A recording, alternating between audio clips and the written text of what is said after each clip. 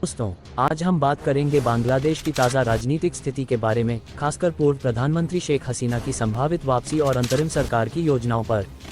शेख हसीना, जो 15 साल तक बांग्लादेश की सत्ता में रहीं, अगस्त 2024 में एक छात्र नेतृत्व वाले आंदोलन के बाद देश छोड़कर भारत में शरण ले चुकी हैं। लेकिन क्या वह वापस आएंगी? और अंतरिम सरकार, जिसका नेतृत्व नोबेल पुरस्कार विजेता मोहम्मद यूनुस कर रहे हैं, इस स्थिति में क्या कर रही है? आइए इस पर विस्तार से चर्चा करें। शेख हसीना की वापसी की संभावना। शेख हसीना, जो अवामी लीग की नेता हैं, ने कई बार सार्वजनिक रूप से कहा है कि वह बांग्लादेश वापस लौटेंगी और अपने समर्थकों के साथ न्याय सुनिश्चित करेंगी। अप्रैल 2025 में उन्होंने अपने समर्थकों के साथ एक ऑनलाइन बातचीत में कहा, अल्लाह ने मुझे एक कारण से जीवित रखा है और वह दिन आएगा जब न्याय होगा। उन्होंने अंतरिम सरकार के नेता मोहम्मद यूनुस पर देश में अराजकता और आतंक फैलाने का आरोप लगाया। उनके एक करीबी सहयोगी रब्बी आलम, जो यूनाइटेड स्टेट्स अवामी लीग के उपाध्यक्ष हैं, ने दावा किया कि शेख हसीना फिर से बांग्लादेश की प्रधानमंत्री बनेंगी। लेकिन क्या ये संभव है? वास्तव में हसीना की वापसी की राह आसान नहीं है। बांग्लादेश की अंतरिम सरकार ने उनकी अवामी लीग पार्टी को आतंकवाद विरोधी कानून के तहत प्रतिबंधित कर दिया है। मई 2025 में चुनाव आयोग ने अवामी लीग का पंजीकरण रद्द कर दिया, जिससे पार्टी अगले राष्ट्रीय चुनाव में हिस्सा नहीं ले सकती, जो जून 2026 तक होने की उम्मीद है। इसके अलावा हसीना और उनके परिवार के सदस्यों की संपत्तियां, जैसे ढाका में उनका निवास, सुधा सदन, जब्त कर ली गई हैं और उनके 124 बैंक खाते फ्रीज कर दिए गए हैं। बांग्लादेश की सरकार ने भारत से हसीना को प्रत्यर्पित करने की मांग की है, क्योंकि उन पर मानवता के खिलाफ अपराध और नरसंहार के आरोप हैं, जो 2024 के विरोध प्रदर्शनों के दौरान 1400 लोगों की मौत से जुड़े हैं। हालांकि अवामी लीग के कुछ नेताओं का मानना है कि हसीना की वापसी संभव है। अप्रैल 2025 में लंदन में पार्टी के शीर्ष नेताओं की एक गुप्त बैठक की खबरें आईं, जिसमें यूनुस सरकार को उखाड़ फेंकने और हसीना की वापसी की योजना पर चर्चा हुई। लेकिन विशेषज्ञों का कहना है कि भारत में शरण लेने और अंतर्राष्ट्रीय दबाव के बीच उनकी वापसी की संभावना कम है। भारत ने अभी तक प्रत्यर्पण पर कोई स्पष्ट जवाब नहीं दिया है, जिससे बांग्लादेश भारत संबंधों में तनाव बढ़ा है। अंतरिम सरकार की योजनाएं।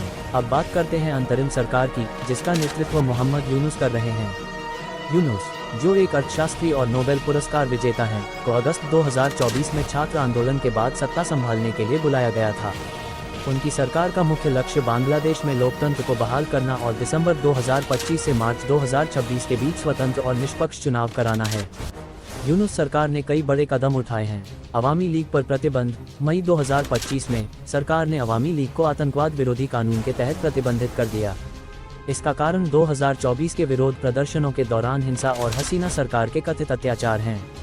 सरकार का कहना है कि यह प्रतिबंध तब तक रहेगा जब तक पार्टी नेतृत्व के खिलाफ हत्या और मानवता के खिलाफ अपराधों के मुकदमों का निपटारा नहीं हो जाता।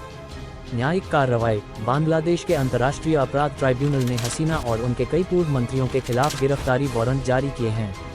यूनुस ने संयुक्त राष्ट्र की एक रिपोर्ट का हवाला देते हुए कहा कि हसीना सरकार ने प्रदर्शनकारियों के खिलाफ व्यवस्थित हिंसा की, जो मानवता के खिलाफ अपराध हो सकता है। चुनाव की तैयारी। यूनुस ने वादा किया है कि वह जल्द ही चुनाव की तारीख घोषित करेंगे। लेकिन देश में सुरक्षा चुनौतियां बनी हुई हैं। कई पुलिस अधिकारी अपने पदों पर लौटने से इनकार कर रहे हैं और गिरोह अपराध बिगड़ रहे हैं, क्योंकि बांग्लादेश ने हसीना के बयानों को झूठा और उकसाने वाला बताया है। भारत ने भी बांग्लादेश में हिंदुओं और अन्य अल्पसंख्यकों की सुरक्षा पर चिंता जताई है। इसके अलावा अवामी लीग के समर्थकों और छात्र प्रदर्शनकारियों के बीच हिंसक झड़पें हो रही हैं, जिससे देश की स्थिरता खतरे में है।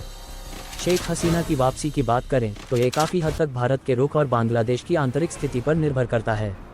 अगर अंतरिम सरकार स्थिरता और लोकतंत्र को मजबूत करने में सफल होती है तो हसीना की वापसी मुश्किल हो सकती है।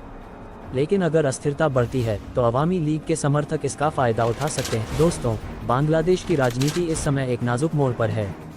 शेख हसीना की वापसी की संभावना कम लगती है, क्योंकि अंतरिम सरकार और कानूनी कार्रवाइयां उनके खिलाफ सख्त हैं। दूसरी ओर यूनुस सरकार के सामने लोकतंत्र बहाल करने और देश को स्थिर करने की बड़ी जिम्मेदारी है। अगले कुछ महीने बांग्लादेश के भविष्य को तय करेंगे। क्या हसीना वापस आएंगी? क्या बांग्लादेश एक नए राजनीतिक युग में प्रवेश करेगा?